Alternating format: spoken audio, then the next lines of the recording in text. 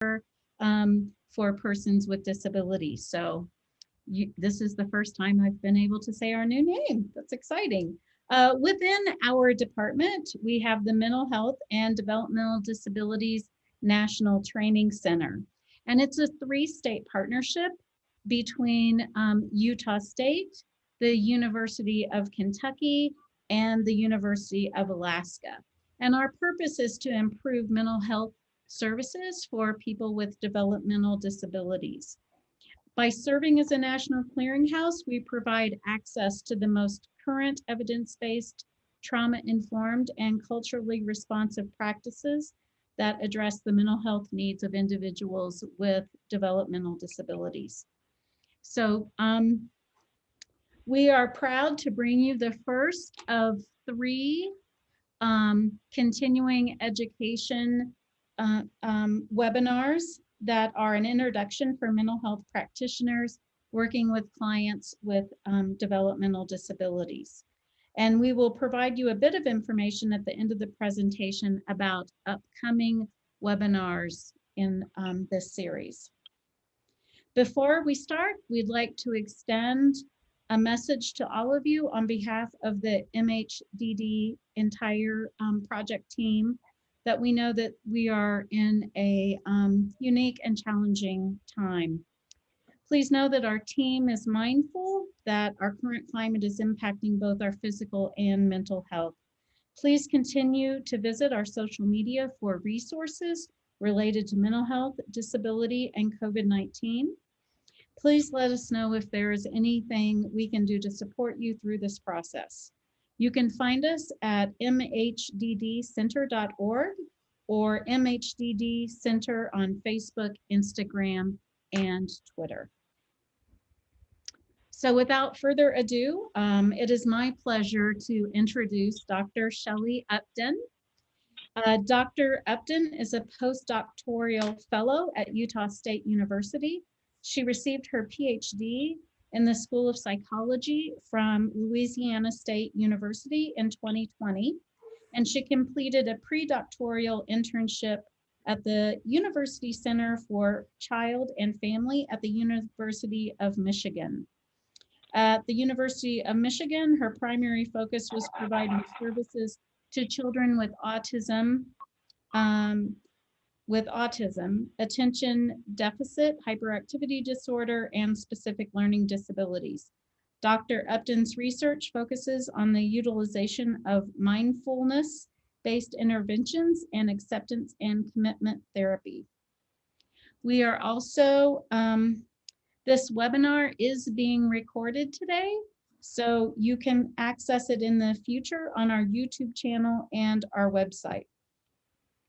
Lastly, we will be sending out an email after this live seminar for a post-evaluation that will also is required in order for you to receive your continuing education credit. So please be looking for that email after this webinar. So with all of those details, now it is time for Dr. Upton. Thank you so much, Shelley. Please take it away. Thank you, Faith. Hi, everybody. My name is Shelley Upton, and I will be presenting this webinar today.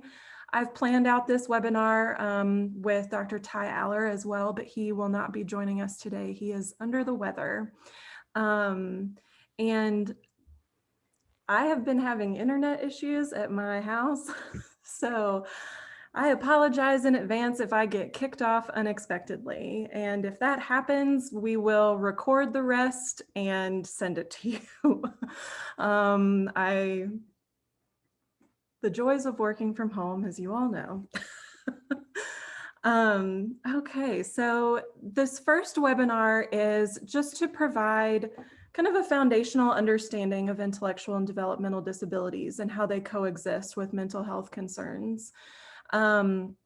And so the next webinar will be about case conceptualization, assessing anxiety or depression. And then the final webinar in the series will be therapeutic adaptations that you can use in your practice. So this first one is really just to orient everybody to working in mental health with individuals who have IDD, increasing knowledge about different accessibility considerations, and also how to use a strengths-based approach and a culturally competent approach as well while working with these individuals. So we've got closed captioning today. I'm going to have a couple of polls at the beginning and some discussion questions at the end. If you have questions, put them in the chat. Faith will monitor them. You can leave your video off or you can leave it on, whatever you prefer. Neither is required. I do ask though that if you could leave your audio, your mic muted, and if you want to ask a question or contribute, to put that in the chat, just because there's lots of us today and I want to make sure that we can monitor it and we can see if you have a question or something to talk about. And so after the webinar from 1 to 1:30, if there are lingering questions, we've reserved that time to talk through those as well. So, like Faith said, my name is Shelley Upton and I have my PhD in school psychology. I worked in between undergrad and graduate school at a private research company where I helped develop mindfulness-based interventions for children who have fetal alcohol spectrum disorders, hoping to improve executive functioning. So I helped develop the content for that. And a lot of my work during grad school focused on kids with autism spectrum disorder, ADHD, and other specific learning disabilities or cognitive disabilities. I've worked in a lot of different settings, schools, private practices, medical centers, outpatient treatment centers as well. And so I'm really excited about working at Utah State because it combines everything that I like. I get to work at the Center for Persons with Disabilities. I also get to teach and I see clients as well. So I specialize in diagnosis specifically. So I work at Utah State doing autism evaluations as well as other disability evaluations for lifespan from little ones all the way up to adulthood. So I don't necessarily specialize in a certain age group, but I do specialize in the diagnosis. And Ty will hopefully be joining us for the later 2 webinars that we'll be hosting. So I'm gonna put up a poll. So I want to hear about what discipline you're from. I tried to include as many as I could think of, but I did put other at the very end just in case I missed one.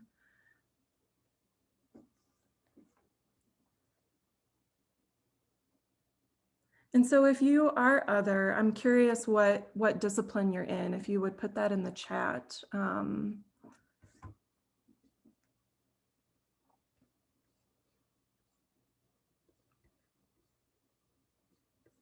Oh, awesome. Behavior specialist, very cool. Awesome.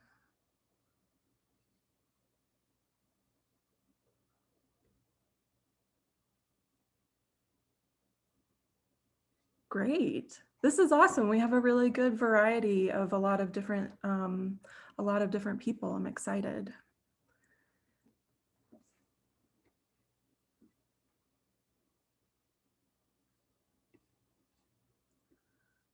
All right.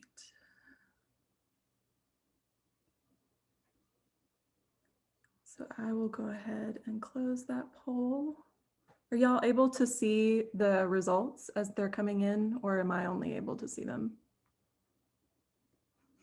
Okay, so I'll end the poll and then share the results. So this is where everybody is joining us from. So I guess I didn't do a good job of capturing everybody's discipline because most people put other. And then we've got a good chunk of people from social work. So that's awesome. And then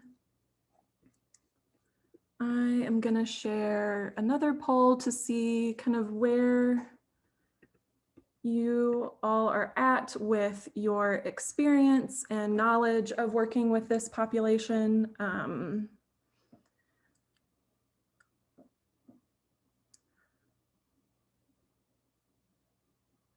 Oh, awesome.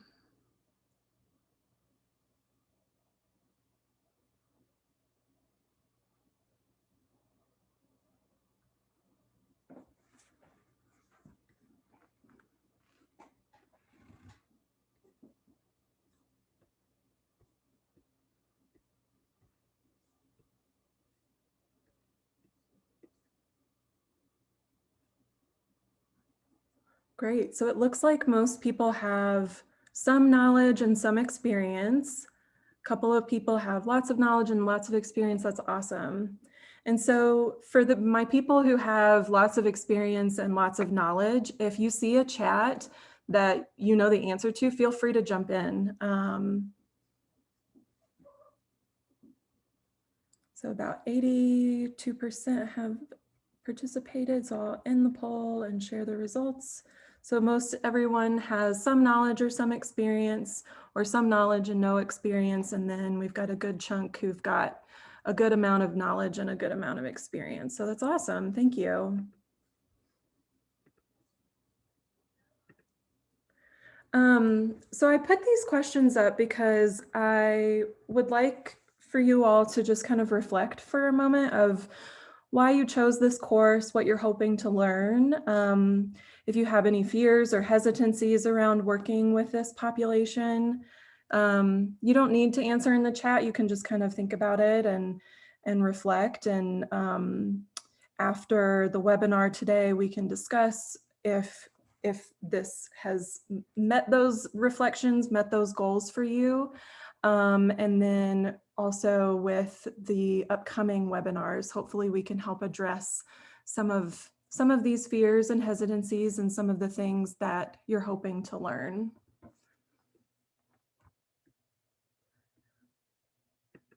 So I'm going to start with talking about a couple of different definitions. So intellectual and developmental disabilities encompass a lot of things. A diagnosis of intellectual disability, for example, is illustrated by deficits in both cognitive functioning, so intellectual functioning, and also adaptive functioning. Adaptive functioning are daily living skills, the skills that we need to operate in the world and be successful. They can include self-care, communication, those sorts of things. And an intellectual disability has to occur before age 18. And so a developmental disability is a related term. It's a severe long-term disability that can affect cognitive abilities, physical functioning, or both. And it has an onset during the developmental period. And typically we think that these have lifelong impacts on the individual, and these may change as somebody ages.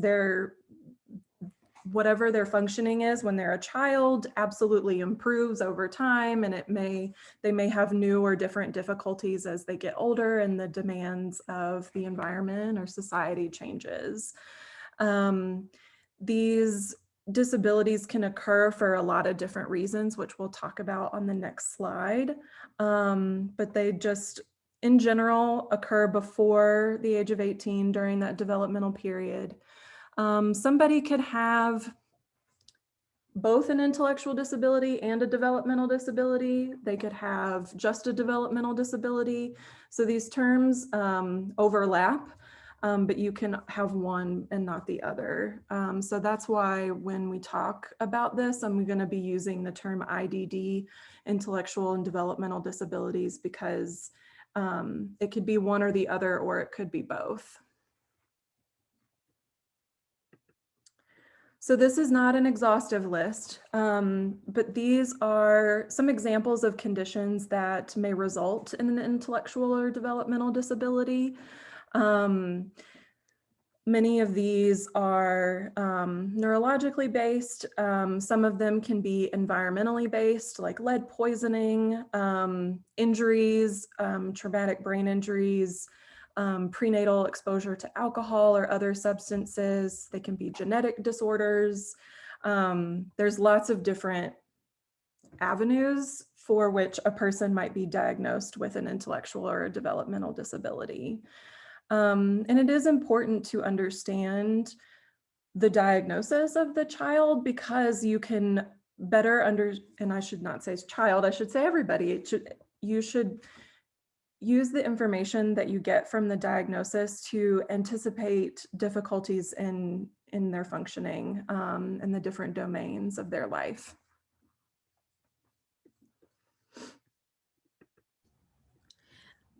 Shelley, we do have one question just to explain a little bit further about what is a nonverbal disability. Yeah, so a nonverbal disability, when we are doing things like IQ testing, IQ testing examines a lot of different cognitive functions. So processing speed, working memory, visual spatial processing, fluid reasoning, and verbal abilities. So verbal comprehension, vocabulary knowledge, those sorts of things.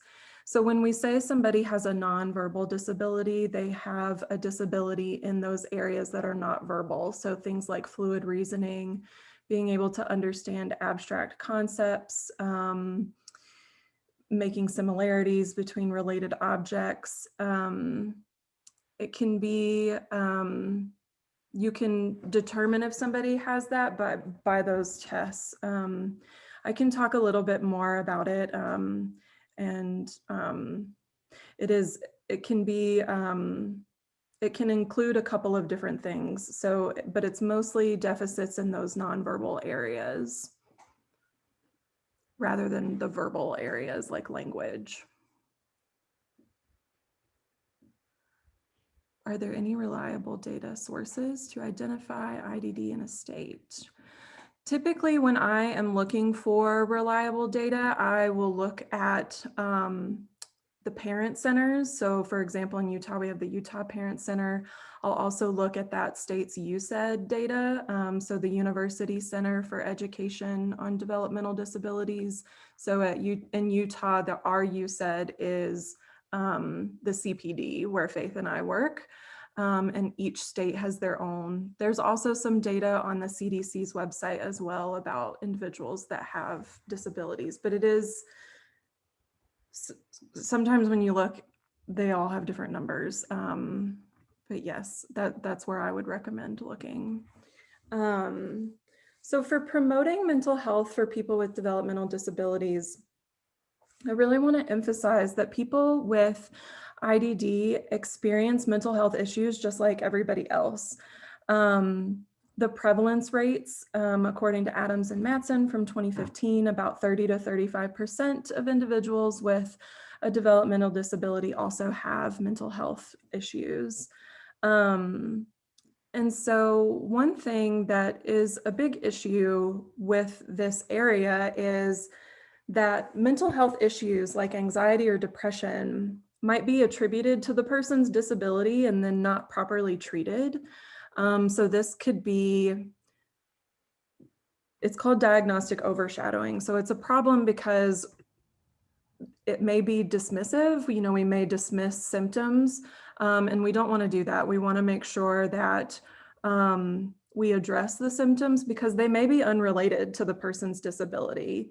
So for example, psychological distress like anxiety or depression can be secondary to disability symptoms. So for example, if somebody with autism spectrum disorder is really struggling in their social relationships, and then that is making them anxious, that might be secondary to their disability. But they could be having anxiety or depression that's completely unrelated to the symptoms that are associated with their disability. So it's important, and we'll talk more about that, and especially in the second webinar, about how to figure out what the anxiety level or what the depression level is and how to treat it. But it's important to keep that in mind, that it's not necessarily a direct result of their disability. It could be, you know, from something else, just like somebody who doesn't have a developmental disability experiences anxiety or depression.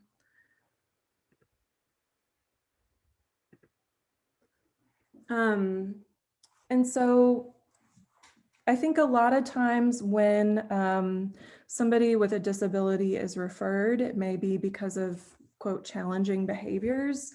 And so it's important to also pay attention to their emotional experience. And instead of just trying to eliminate the things that we don't want, how can we improve their well-being as well? And also it's important to consider that people with IDD often experience discrimination or bullying related directly to their disability. So the next few things that I'm going to talk about are things that we need to remember when we're working with this population.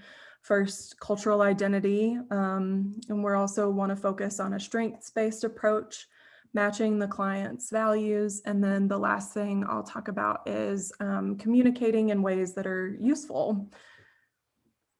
So cultural factors to consider. It's always important to consider our clients and if they belong to one or more marginalized groups. So I'm assuming if we're working with somebody who has IDD that they already at least belong to one, and that's individuals with disabilities. And so this again is not an exhaustive list, but it is another list of things that we need to consider. Do they belong to perhaps an older age group and are experiencing ageism? Do they belong to a marginalized religious group or racial or ethnic group? Are they really low socioeconomic status? Are they underserved in their community? Do they belong to a marginalized sexual orientation? What's their indigenous heritage?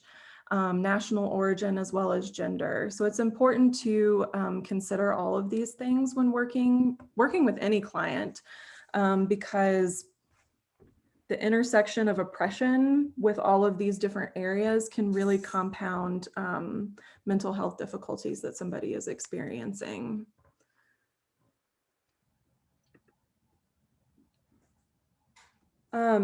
So when the DSM, the diagnostic manual that mental health providers use, when it was originally written, it was based on what's called the medical model. So this is very deficit focused. And so some people call it harmful dysfunction. So if you have cold symptoms, then there's a cold inside of you that's making you sick. If you have COVID symptoms, COVID is inside of you and it's making you sick. And so that's how our original understanding of disabilities came about. So if you have ADHD symptoms, there's something inside of your brain that's wrong or not working properly. And so a lot of terminology from that time, and people still use some of this terminology of like normalizing symptoms or curing symptoms or treating symptoms. And that really comes from this medical model. And so what I hope to emphasize is a shift to a strengths-based approach. Neurodiversity is our natural differences. And disabilities, we call them disabilities, but we call them disabilities because the world is set up for a certain group of people, and we say that someone is disabled because they have a hard time accessing a world that was not made for them. And so using a strengths-based perspective can help reframe this, especially as for providers, to help us see their unique strengths that are related to their disability. And so one really good way to do this when talking with families or talking with your clients is changing your language. Some of the language that we use is really stigmatized, and it can be really upsetting for people to hear about themselves. And so if somebody has a restricted interest, that's what it's called in the diagnostic manual, but we can say, you know, you're having really focused thinking, and that's a very passionate interest of yours. and being really mindful of the way that we're talking about these things, because these are natural differences that occur, and the people that we're seeing, this population, it deserved to be fully included in our services. And so using this kind of reframing of how we talk about disabilities and how we talk with families and talk with our clients can really help foster that inclusion. Another thing to keep in mind is something that's called social validity. So if you work in behavior or ABA or line therapy, you've probably heard of social validity. So this is the idea that we want to make sure that the interventions we're choosing are acceptable and satisfactory for the person who's receiving them. It's really important to align our treatments with the values of a client. And just because we see something as a problem doesn't mean they're going to see it as a problem. And that comes from our training a little bit. You know, I have a lot of experience working with individuals who have autism spectrum disorder, and I've had several clients who are really struggling with perhaps the social communication aspect and really want help with developing social skills and making meaningful relationships. And then I have other clients who have different difficulties and don't really care or have the need for social skills interventions. And so, for example, if like I'm relying mostly on my training, I'm going to say they all need social skills training or they all need this. And that's not necessarily true. And so we often come as providers, come to these services from a place of expertise, like we know everything. And it's important to remember that the person is the expert on themselves, the parent is an expert on their child, and we should try to match as much as possible our interventions with what the client and what the family wants.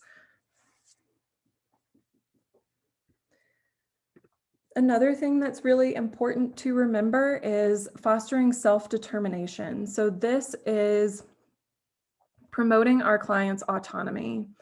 In psychology, that's my discipline, we are bound by our ethics to promote clients' autonomy. And I'm sure that that's similar for other disciplines as well.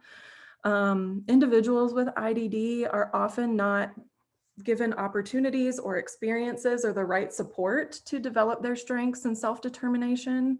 So we want to make sure that we're watching out for that, and that we can watch for maybe people-pleasing tendencies and encourage them to act in ways that match their own values. It may be important for the first session or so to discuss that explicitly, like what's important to you? Is it family? Is it, spending time learning? Is it, spending time with your pets? Is it, working at your job? What are the values that you have in your life? And how can I, as your provider, help you act in ways that match those values? And so we want to give them as much choice and control as possible. And we also want to talk about their goals. How do we measure success for them? Is it, learning lots of coping skills and making sure that we know how to handle big emotions? Or is it something more practical, like learning how to plan and organize? And so when we are really clear about our clients' goals, we can really do a good job of matching our interventions with what they need.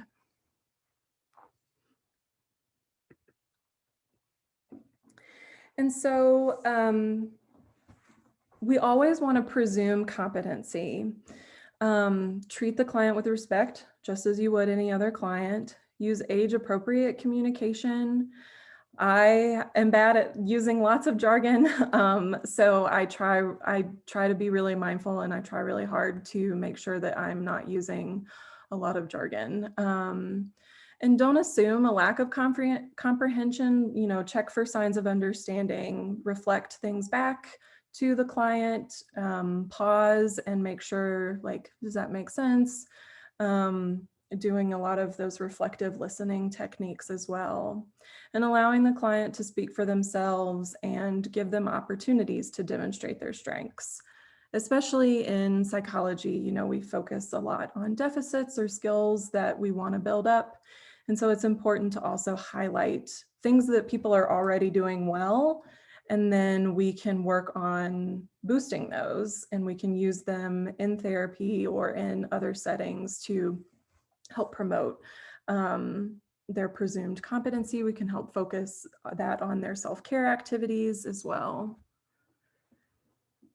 So next I'm going to talk about some adaptations for the physical therapeutic space. But I want to just pause for a second and see if anybody has any questions or anything to add about what I've talked about so far. So in my brain, I'm kind of thinking of everything I've talked about so far as like, this is what we need to consider before the person comes in the door. And so next I'm going to talk about, okay, now we're working with somebody, what are the actual practical things that we need to change? And so I just want to pause for a second and see if there's anything to add or any questions.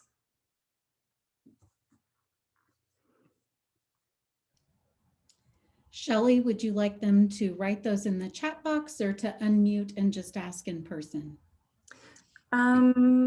Probably in the chat box, since there's so many of us, but I'm not seeing anything come in, which is totally fine. We can.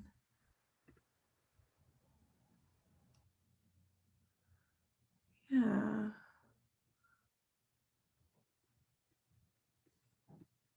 Thank you for that comment, Christina.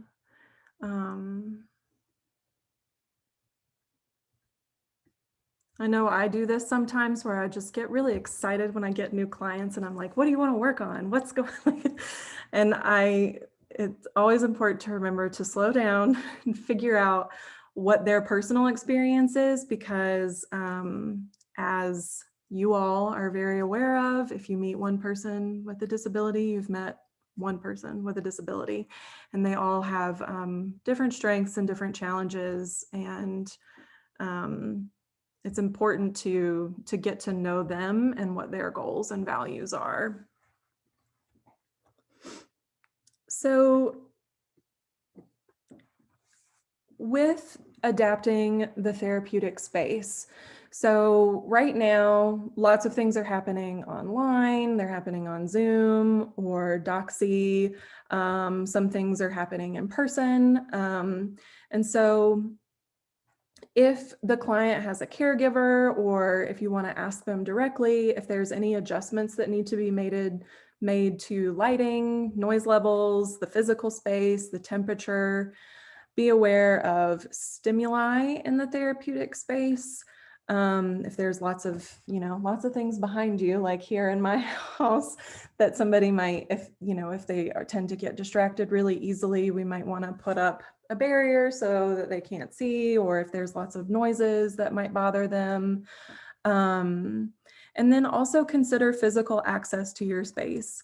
Is there adequate parking? Is there, accessible entrances for wheelchairs or scooters or things that somebody with a physical disability might need? Can somebody with, these gross motor walking difficulties, can they access your space? Is it a really long walk back to your office? If they have fine motor difficulties, what are the accommodations for those? Opening doors or having different writing utensils for people filling out forms. These are important things to consider, that, it's not, it may be something you can see, it may be a physical disability, but it also may be something you can't see. So it's important to check in with the person about what they might need, if they need any changes to the therapeutic space itself. For example, I worked with a little boy who he would get really fixated on my markers, and he would get really upset if he couldn't use them. But if I knew he was coming, I would put them in a different room and introduce them when he was ready. So that's an example.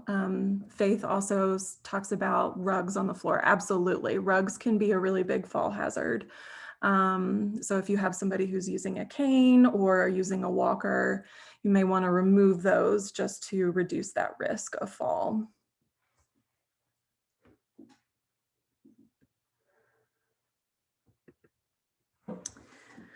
Some adaptations for communication. We really want to meet the person where they are, allow time for processing, and adjust our pace. Sometimes if a client, for example, has slower processing speed, they may need more time to think about what you've said and formulate their response before they tell it back to you. And so it's important to be in the moment with the client and check and make sure that you're adjusting your pace for their needs. On the other hand, if you have a client who perhaps is, you know, impulsive or is maybe hyperactive or talking a lot, you may want to pick up the pace and talk a little bit quicker just to make sure that you're keeping them stimulated and keeping them involved in the conversation. It's really important to avoid clinical jargon, cliches, metaphors, idioms, things that, you know, maybe a child might not understand.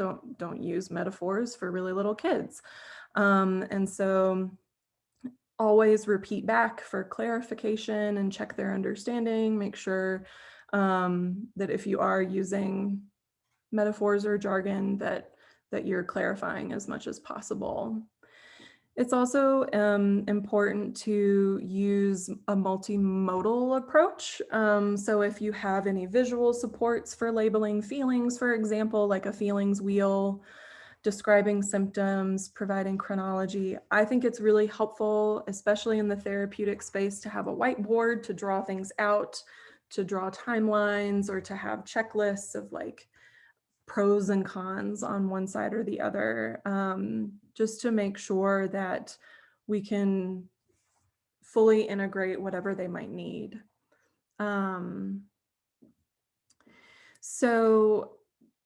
And again, acknowledging and accepting the client's perspective and avoiding broad open-ended questions. So Christina asks, avoiding open-ended questions is difficult in therapy. Yes, it is. So one thing that I would recommend for that, oftentimes we might ask a question that is a two-parter, you know, and so I think if you are going to use open-ended questions, make sure it's just one question at a time. So instead of saying, what was that like for you? What were you thinking? How did you feel? Where we're kind of like spouting everything off. Give one question at a time and wait for them to understand or to process and tell you their answer. So that's a good recommendation that I have specifically for that. So asking one question at a time, if you are going to use open-ended questions, because yes, they are very common, especially in therapy. Yes, absolutely. Breaking it down into smaller questions. And if it is a child, maybe incorporating play with your questions of like, what do you think so-and-so might do, can really get them involved in the process. Yeah. Visual supports are so important, I think, because especially if you're like me and you talk really fast, it helps slow you down to actually write out what you're talking about. It also helps the person understand what you're talking about because they're not having to rely on their listening and their auditory processing. And so they can look at what you're writing down. I think it's really helpful to use things like timelines. So I'm thinking of a client that I had where he was having, he had autism, he was having difficulty with his girlfriend. And so we wrote out like the timeline of the conflict. And then we made like a pros and cons chart, and he, you know, was taking pictures with his phone so he could remember it later. And I think that that's really important, because if I had just sat there and given verbal instructions on how to, you know, deal with this conflict with his girlfriend, he may not have remembered. And I think that it just allows for better integration of what we're telling the client. So absolutely. Everybody get whiteboards, worksheets. More adaptations for communication. So practicing active listening, validating and normalizing feelings. And stay conscious of the time as well. If there's a lot of listening fatigue that you're noticing, it's okay to end sessions early. It's okay to switch it up and to do something else for the second part of the session if it feels really verbally loaded and a lot of listening on the part of the client. Absolutely. So let me read this comment. Is it possible to address issues with taking people from these populations? Oh, yeah. I think something that I might use, so I'm assuming that you mean you're doing things kind of in vivo, in real life with them, out in the community. And so something that I have done with kids, especially in schools, is I'll have either the small whiteboards or those sheet protectors that you can write on and wipe them off. So if you're using something that's easy to carry around, like a 3-ring binder that has all of these things in them for you, having something like markers that you can quickly write something down for them. That's something that is easy to carry around with you. And then Star, thank you for putting that resource in the chat as well. Social stories, absolutely. And bringing them with you. What would be some good tips for a chronic disease program? Using more visuals and demonstrations. So,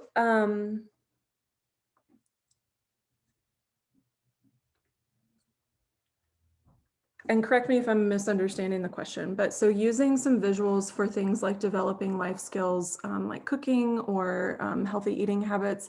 One thing that I would use is either a visual schedule or a visual like task completion checklist.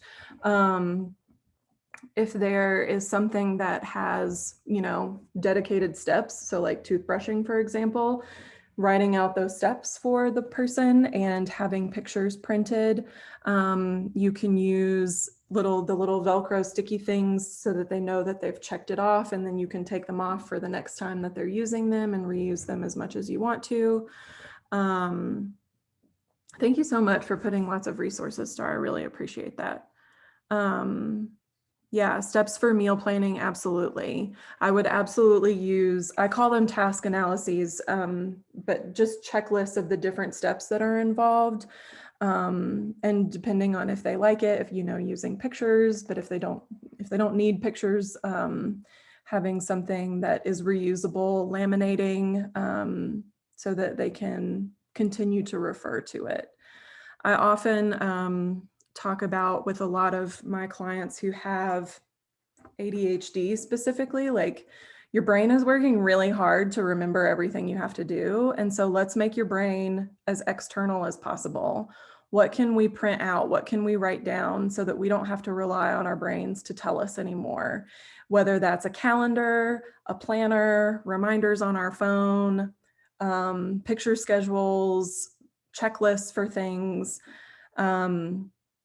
It can be, you know, it's different for everybody. Some people really love using reminders on their phones. Some people, that stresses them out too. So I always talk about, especially with clients, with some of that executive functioning stuff, planning and organizing and problem solving, I'll say, let's make your brain as external as we can. What can we reduce? What can we take out of your brain and put it on the wall or put it on our desk or put it in the kitchen so that we can remember it without having to rely on our brain, because our brains are working overtime. And so I want to leave just a few minutes to have this discussion question. So you can either answer in the chat or you could unmute yourself if you want. So how do we foster presumed competency and self-determination while also making necessary adaptations to make therapy successful? So I've alluded a little bit to some of this, but what do you think, especially in because everybody's in a different discipline and works in lots of different environments. So what do you think would be best for fostering presumed competency and self-determination, but also making the adaptations that we need to? Spending time, offering choices, absolutely. Getting to know them, directly asking, not assuming. We may assume if somebody is coming in with a certain disability, oh, they're going to need this, this, and this because they have cerebral palsy or they have autism. But we shouldn't assume, we should ask, because they may have different challenges and they may have different strengths than other clients that we've worked in. And offering choice multiple times, yes.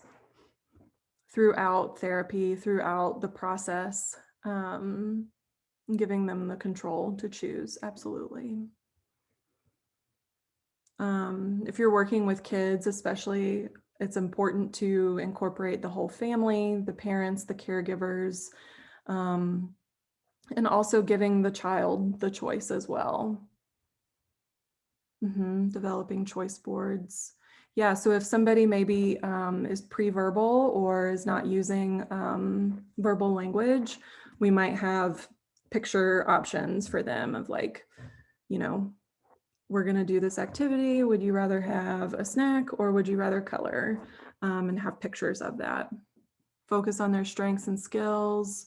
Yeah, have them teaching you a skill, working backward from a goal, breaking it down. Absolutely. I'm very solution focused and act focused. So I love having goals and breaking them down and making sure that we can reach the goals that a client has. First, then this, that, that's a great strategy as well. And being really, and another thing with the first, then, this, that, or if then boards or those sorts of things is being really clear about what you're doing. First, we're going to do this, then we're going to do this. Because I think, especially for people with IDD, things feel really out of control for them. There are other people making decisions for them. They're in perhaps lots of different types of therapy, occupational therapy, mental health therapy, physical therapy. They could be getting lots and lots of services. And so we really need to be very clear about what we're doing with them and why, and the order that it's coming in. And we shouldn't presume that they're going to be okay with everything that we've got on our agenda. Occupational therapy is when they do lots of different things. They can work on those gross motor skills or fine motor skills, holding utensils, holding pens and pencils. They also work a lot with kids with autism who might have sensory differences. So being really overreactive to noises or textures. They can help introduce new textures, get somebody used to wearing a certain type of clothing. Sensory diet, working on muscles. Occupational therapists do lots of different things. Collaborating with school staff, absolutely. Coordinating care is really important, and having open communication with other providers as well. Because it may be likely that the child or the client has lots of different people in their lives who are doing lots of different services for them. And so we all need to make sure that we're collaborating. And Shelley, yeah, sorry to interrupt. that's okay. thinking, could you share just a little detail about sensory diet? Because Sure. that might be a new topic. Yeah, so a sensory diet is something that is probably most commonly talked about in the autism spectrum disorder community and also ADHD. So if a child, and I often say child because I mostly work with children, but it's anybody. So if somebody is maybe overstimulated, a sensory diet is incorporating things throughout their day to give them the stimulation that they're looking for. And so this might be different for everybody. And some examples might be, I forget what they're called, but they're the things that you sit on that have the bumps on them. And so that provides some tactile physical stimulation that somebody might be looking for. Big movements. So I've worked with, in the past, occupational therapists who have swings that they put their clients in to give them that physical, almost like body rocking stimulation that they're looking for. Some sensory diets include noise blockers, so wearing blockers over your ears to reduce being overstimulated by noise. It could be a lot of different things. And so STAR has put a list of sensory diet information. So that word basically just means providing sensory stimulation in the ways that you prefer, so that you can avoid becoming overstimulated. And so we're almost at time, and I just want to pose these final reflection questions. And if you want to answer them in the chat, you can. We're also going to send out the survey. So if you still have questions and you're joining us for the other webinars, that would be great to let us know so we can make sure to address them. Any fears or hesitancies that you might still have that we can hopefully address. I think one thing that I really want to highlight is, is giving people control over the interventions that you're using and not presuming things, because I think, we may have a lot of preconceived ideas about what somebody might need or want, but it's really important to involve them in treatment planning and asking them directly what they need. And it's okay to not know everything. No one is going to be an expert on every diagnosis. I'm certainly not. No one is going to be an expert on every aspect of someone's cultural identity. And so it's always just important to be open and willing to learn with the client as well. Will a copy of the slides be shared? Yes. We will send those out. The best way to help somebody with depression and nonverbal disability. We'll talk more about that in the third webinar, where we talk about different specific intervention ideas for people. I think that the first thing that's coming to my mind for somebody with depression and a nonverbal disability is you're gonna probably notice the depression behaviorally. So maybe they're withdrawing or they're not engaging in activities that they used to like anymore. They may not be able to tell you what's going on, but you could perhaps see that they're depressed based on their behavior. And so one of the things that you can do with somebody who is nonverbal or not using verbal language is what we might call behavioral activation. So this is getting them engaged in activities that we know that they enjoy and scheduling them and making sure that they complete them. So this is a really good treatment for depression because it helps people be physically in contact with the things that they like. So we'll definitely talk more about that in the third webinar. And yes, absolutely, we need to rule out any other medical issues. We need to see if something else is going on. If they are communicating in a way, if they're using picture exchange systems or if they're using sign language, how can we maybe increase their communication abilities? Because if they're not verbal, if they're not talking, they may feel really frustrated that they can't tell you what's going on. And so what are some ways that we can help foster that with them, either with picture communication or sign language? Is there a resource for a language to incorporate? Yeah, there are a lot of different, there's a lot of different guidelines for different language to use. I always like to refer to those, but I also enjoy on my intake forms having questions like, how do you refer to yourself? What, and asking them how they talk about themselves. Because, for example, somebody with autism might prefer the term autistic. That's becoming more popular now to say I'm an autistic individual rather than an individual with autism. I think as providers, we most often use individual with autism, but if somebody with autism is saying, I want to be called autistic because that's what I am, then we need to listen to them. And so having an intake form that's that doesn't assume what they want to be called, if that makes sense, can help with knowing the language that they prefer, because it may be different than the guidelines that are listed on websites.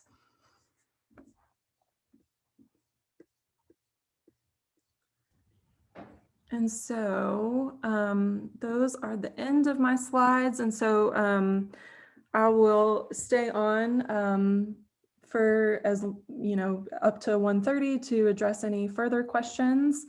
And so the next webinar is, I believe, on March 9th. Yes. Yes. Okay. I thank you, Shelley. This has just been really great. Thank you very much. It's Oh, laid you're a welcome. great foundation for the future trainings. The next in the series is going to be on March 9th. Mhm. During this same time frame, 12 to 1:30 Mountain Time. The presenters again will be Dr. Shelley Upton, and hopefully Ty will be very well by then, Ty Aller, and he will be presenting. The webinar is entitled Case Conceptualization for Clients with IDD, the Utility of the Psychosocial Model. Yes. And the link, that's a tongue twister there, Shelley. Yes. The link to the registration will be in the follow-up email that you will receive. And of course, it is important that you complete that evaluation in order to receive your continuing education credits. So we thank you for sharing the last hour with us. As Dr. Upton said, we will keep this room open for the next 30 minutes if you would like to stay and ask her any direct questions. Yep. But thank you for joining us. Yeah, thank you. And yes, Denise, before, if you head out, we will be recording it. All right. So if you would like to unmute your microphone in order to ask a direct question, I think there's a few of us now that it would not be an issue. Yeah. Hi, I have a quick question. Can you elaborate a little bit more on like nonverbal disabilities, depression, just a little bit more about possible treatment options? Can you just elaborate a little bit? Yeah. So I think definitely, I'm curious if you're thinking about a specific person. So the things that I would keep in mind would be the age of the person. And so treating depression is going to be fairly similar to somebody of their same developmental age, but incorporating more of those other modes. So visual modes, auditory modes, and if they are nonverbal or if they're not using language, it's going to be more of those behavioral things. So when we talk about treatment for depression, we might do cognitive things like, you know, asking them about their thoughts and teaching them about the differences between thoughts and feelings and actions. So if somebody is not cognitively able to participate in cognitive behavior therapy, we really want to focus on the behavior part of it. So getting them physically doing the things that they enjoy, increasing the amount of choice that they have. One theory of depression is something called learned helplessness. So this is the idea that, you know, no matter what you try, nothing is working, and it's a very helpless or hopeless feeling. So one way to treat that is to increase the choice that you're giving the person, giving them more control over their environment as much as possible. And so we'll talk in the next webinar about, you know, conceptualizing why somebody is depressed, and then that can help us figure out what strategies might address that. Does that help answer your question? I would really focus on the behavioral stuff, because they may not be able to tell you cognitively what's happening. And so we want to do environmental stuff, you know, set up their environment where they have more control, they have more choice, and they're also able to engage in the things that we know that they like.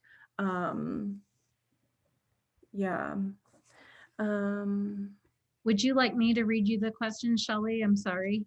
Oh, I can read them. I have them pulled up. Do you often experience family and or staff who may bring individuals? Yes, all the time. I often have that problem. I think that when I do have that problem, what I normally do is, you know, I'll say, your mom is bringing you to therapy because you're not getting your homework done, or you're not showering every day, or you're not doing blah, blah, blah. What do you want out of therapy? And is there a way that we can reach both of those goals? Is there a way that your goals might overlap? I would directly address it. I would directly say, mom's goal or caregiver's goals are this, and child's goals are this. And I want to prioritize, you know, what you want to prioritize, and I want to make sure that we can address all of them. And so I'm typically pretty direct about saying if it's not matching, and being really clear about goals. And Shelley, I'm just guessing that your self-determination skills that you're working with people on also are influencing their ability to share their voices. Yeah. And to advocate for what they want. So if you're concerned perhaps that the client is not telling you what they really want, I will often have separate sessions with just the caregivers and then with just the client. And it may take a few sessions of rapport building to get them confident enough to tell you what it is that they really want to work on. You know, they may be like, my dad brought me here and I don't know why, or something. And so giving them that space where they can be maybe separated from their caregiver for a bit, so that they can perhaps build the confidence to tell you directly what it is that they want to work on. Working with a few individuals with selective mutism. Yes, that is hard, especially during Zoom and meeting online. One of the things that I'm very behaviorally trained. I'm very goal trained. So the first things that are coming to my mind are, you know, setting goals with them of like, you know, this time I want you to answer 2 questions. Next week, I want you to answer 3 questions, and building up their momentum and giving them small goals that you know that they can meet, because that will help build their confidence as well. Rewarding them for talking, if it's possible, or if it is related maybe to video use, if they don't like looking at themselves, one of the things that I've done is you can have them hide their self view. So if you hover over your own face and click the 3 dots, you can hit the button that says hide self view. And then that way you can still see them as the provider, but they're not looking at a reflection of themselves. So that's one strategy. You could also just have them completely stop their video or stop your own video if it's them looking at you that makes them nervous. Sometimes I will do audio only sessions and then work up toward a goal of having a video session for them. And I think if it's too much, backing down on expectations and then building back up, if that makes sense. Because it may be that having an hour-long therapy session with somebody is just too exhausting or too overwhelming. And so is there a way we can shorten it, or a way that we can make it more digestible for them?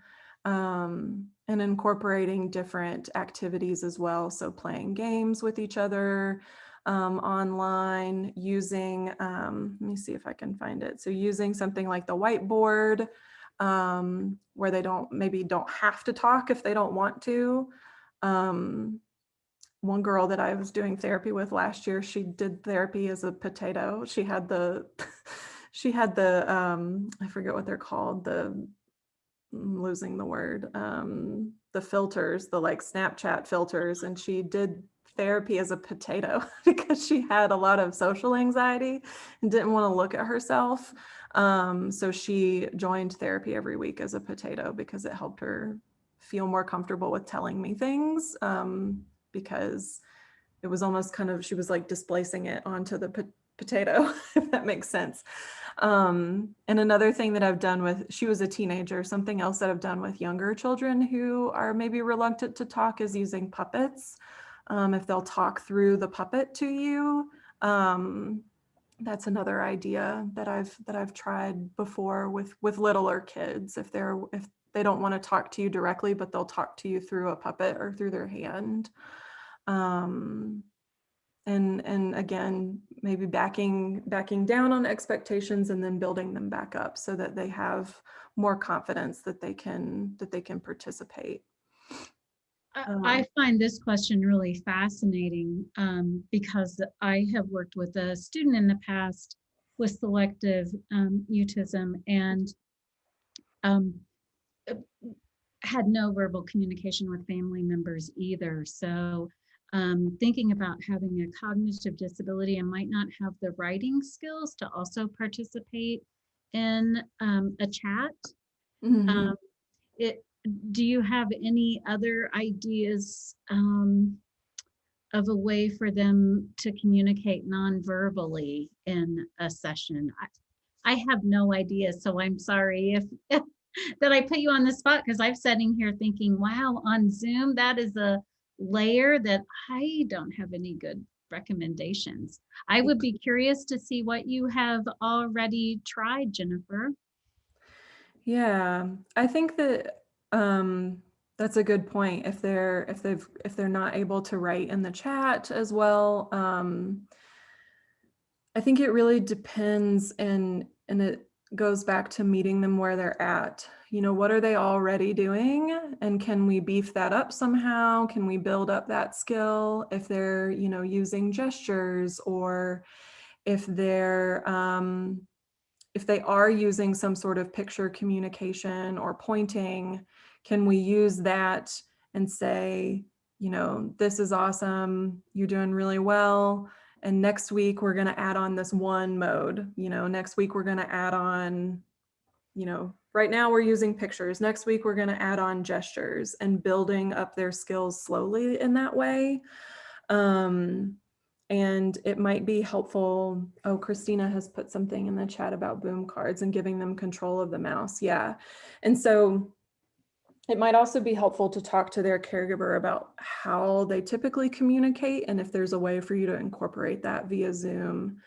I find that giving the client as much control as possible you know, if they want to join the session on an iPad and carry me around while they're walking, or, you know, take me to their bedroom and show me their stuffed animals, great. You know, if I don't want to force them to sit at the kitchen table and talk to me, because that may not be where they're most comfortable. So if there's something that you know would make them more comfortable, like joining on the iPad or joining audio only, using gestures or using pictures or other ideas that I have. And we can, I'll do some brainstorming, and maybe we can think of more ways, or look at maybe what other people are doing, and we can talk about that in a later webinar as well, for more specific strategies, because it's really just incorporating as many modes as possible. And then if they're engaging with a certain mode, great, run with it and build on that. And incorporating rewards. That's mostly what I have done in the past, especially for selective mutism, because they can talk. By the nature of the definition, we know that they can, and they're perhaps not because of anxiety or whatever reason. And so if we can, you know, have a bravery chart, for example, reward them for being brave and talking. I've used those a lot, especially with little kids. Like, I know that this is really hard and you're being really brave. And so if you answer one question this time, you know, you get a sticker added to the virtual sticker chart, or you get 5 extra minutes of a game with me at the end of the session, that sort of thing. Because it's really, especially with selective mutism and social anxiety, it's about building their bravery and building and making it rewarding to engage with you. Sorry to interrupt. One of my selective mutism clients that I'm working with right now, we're doing employment services. So I'm helping her find a job in the community. Mhm. So we're practicing her trying to be able to communicate, whether it's interviewing or whether it's going to be a phone interview or a Zoom interview or even an in-person interview. Mhm. Because I know she can talk. She has talked to me, and I've done mock interviews where I've had a coworker call her and she just talks up a storm. So you can tell she likes that person. It's kind of that telltale, like you can tell when she likes someone versus when she just feels like she has to meet every week. Like, you know, it's different than being in person with them right next to each other. You know, everything's so different. And I like the idea that you said, you know, about her muting out her screen or her, because she doesn't like to see herself talking. Yeah. Which, I mean, none of us really do, honestly. But, you know, like she does a lot of times join just by audio. Mhm. So that does help her. But we've had employers call and then she won't call them back. So we're trying to like go outside of those kind of comfort zones and helping. So she's a young adult who doesn't have a lot of supports at home. She does live, you know, with family, but they're gone, you know, they're at work, they're this and that. They're not really there. She really attends her meetings on her own, with no guardian, or, you know, it's just an odd time being, you know, everything's virtual at this point. And it's even harder when they're not able to communicate both ways. So those are good Yeah. ideas. Thank you for your answers. Yeah, of course. Yeah, and since she's a young adult, if I'm thinking of like the bravery chart, but also like writing out like an expectation list or something, like if you get a phone call, the expectation is to call them back in 24 hours or something, and having like a delineated step by step for them. And maybe making a goal for her of like, you know, I'm not expecting you to do it all perfectly the first time, but if you do this, let's say half of the time, you know, building in some sort of reinforcement that way, so that it's not just like an all or nothing thing for her. If it's really overwhelming to like, every time somebody calls me, I have to call them back. But maybe making it of like, this week, let's just call them back a quarter of the time, and then we'll work up to always calling somebody back. Because I think that, at least in my experience, that's what I have found, that like it's almost like too much too soon or something. And so breaking it down like that might be helpful for her as well. I think that response actually answered one of the next questions Oh, that Erica had, which is, do you have suggestions for supporting young adults with IDD who want support but have difficulty in the follow through? yeah, absolutely. Something like an expectation list of like, if this happens, this is what I do. And making a goal of, you don't have to do it every time. We'll build up to that.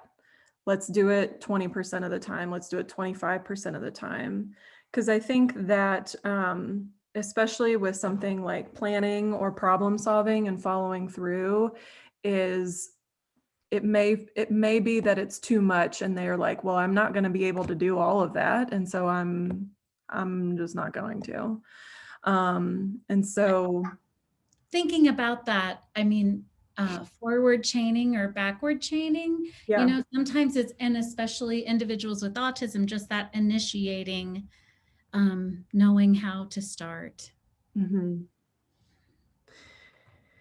Yeah, I do a lot of, the word contract is terrible, but it's not quite describes what I mean, but like a contract almost of like, if this happens, this is how I respond. And my goal this time is only, 1 out of every 10 times, or really mastering this first step. And then we'll add on the next step. Just like Faith was saying with forward chaining, breaking down things into small chunks and working on getting them a little bit at a time. If they do have support in their home environment, it's always helpful to involve caregivers if they're participants as well in the therapy. So for example, I had a client who he was in his mid-20s and he was having a lot of difficulty with self-care skills, feeding himself and taking showers. And so I really heavily involved mom, because I'm not there. I can't see if he's, feeding himself every day. And so I was like, if you can make like a checklist on the wall, like with a whiteboard or a laminated piece of paper, and say like, breakfast, lunch, dinner, and check off the meals that you've eaten. And then mom checks the checklist and provides, verbal reinforcement like, great job, that was awesome, or allows him to choose, a reward that he likes for completing the checklist on his own. Because it may be that the person needs someone else to tell them to do it in the moment.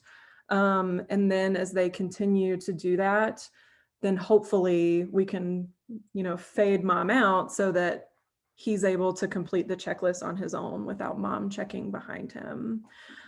So if you're able to collaborate with caregivers, that's another suggestion that I have as well.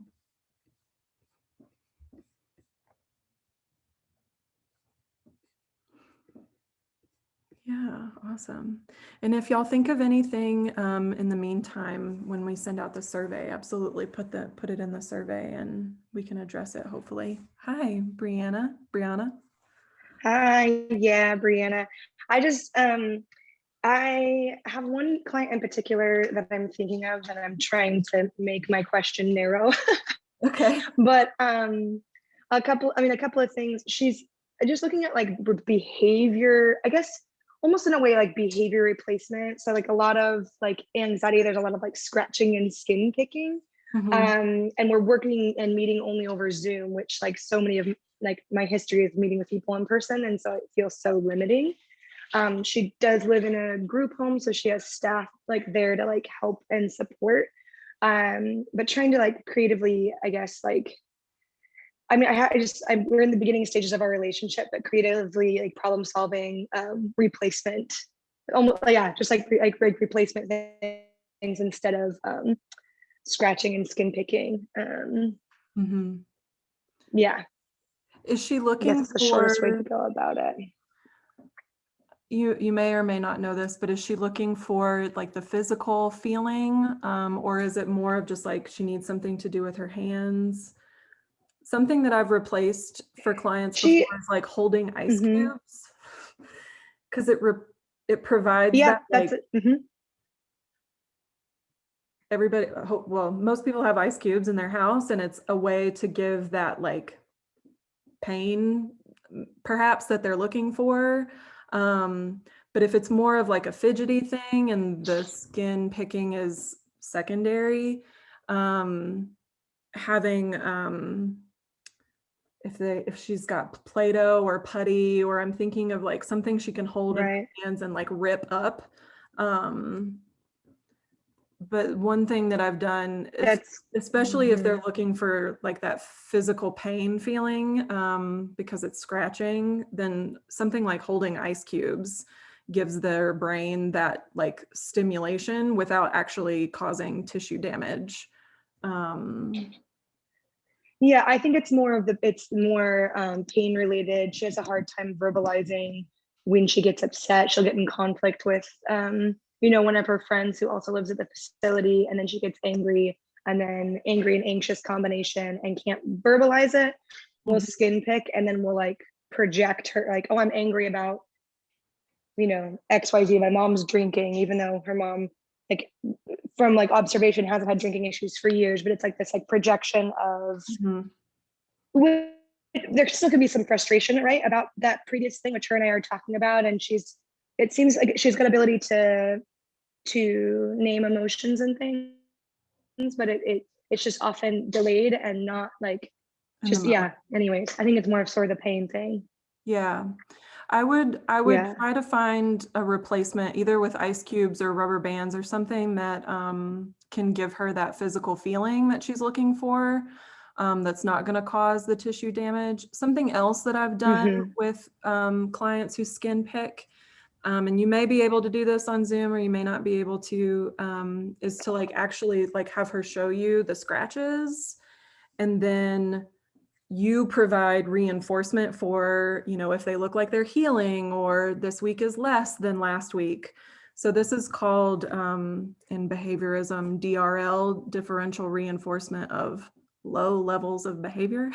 So you're reinforcing her for doing it less or letting them heal. Right. And then also introducing a replacement for her. And pointing out like, oh, I noticed that scratches are scabbed over. That's awesome. How has the ice cubes been going, or something like that. So she gets feedback about letting the scratches heal, so that it's not causing damage. Yeah. Shelley, That's good. I appreciate that. Yeah. Brianna might be familiar with this, but I haven't heard it before. Could you explain this strategy with rubber bands a little bit? If there's Sure. Yeah. So something I've done with clients in the past is have them wear rubber bands on their wrist and snap them to give them that feeling of pain that they're looking for without actually like scratching and damaging themselves. Hair ties. If you can, because first we don't want clients to hurt themselves. But first we may replace what they're doing. So they're still hurting themselves, but in a less damaging way. It's a harm reduction model. Absolutely. Yes. Thank you.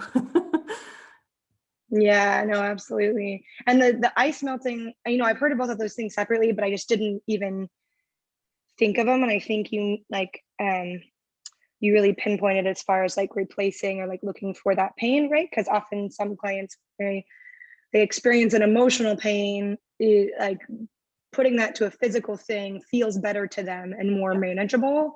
And so, yeah, the DBT, dialectical behavioral therapy model, right, includes ice holding is one of them, as far as like bringing awareness to your 5 senses. And so that's helpful as far as even me feeling remote and far away as like a possible, tangible thing for her replacement. Yeah, Hold so it in I one appreciate hand. it. Yeah, you're welcome. Hold it in one hand as long as you can stand it, and then switch. Hold it in the other hand as long as you can stand it for as long as you need. And if the ice cube melts, get another one. That's Right. a very, hopefully a good replacement for her. But yeah, thank you for your question. Yeah, I We have, appreciate it. sorry, I noticed there are palm trees in the background. There's snow in the background here. Where are you? Oh, I'm visiting family Nice. in Hawaii. Yeah. Ah, I thought it was going to be good. We only have about 3 minutes left. Shelley, thank you so much for giving us this additional time. Thank you very much. Sure. Yeah, and Utah, well, actually the sun's out today, which is nice, but there is lots of snow on the ground near my house. Right. Oh man. Okay. Well, I'm so glad that everybody came in, and we will send out the email with the survey link, and I'm gonna render the video. Hopefully everything goes okay and we can share the slides and the video as well. Fabulous. Well, thank you very much. It looks Thank like you. we have Thank you. addressed all the questions. So yes, we hope to see you all at the next event on March 9th. So Shelley, if you want to stop recording, and we'll tell everybody bye. Just hang on for a second. Okay.